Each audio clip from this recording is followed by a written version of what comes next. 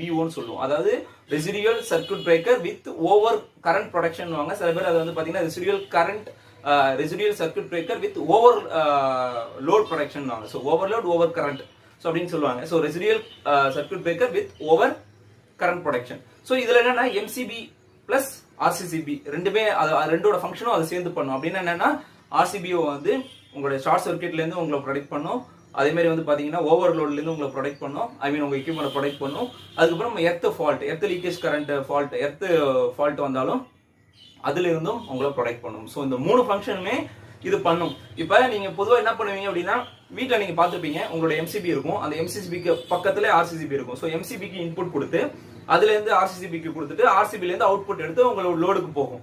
அந்த ஆர்சிசிபில இருந்து வந்து எடுத்துட்டு அதுக்கப்புறம் சிங்கிள் போல் எம்சிபி போட்டு உங்களோட எப்படி வேணாலும் கொடுக்கலாம். பட் இப்படி கொடுத்துருக்கிற அந்த எம்சிபி பிளஸ் ஆர்சிசிபி காம்பினேஷனை ரிமூவ் பண்ணிட்டு டைரக்டா நீங்க ஆர்சிபிஓ நீங்க போட்டுட்டீங்க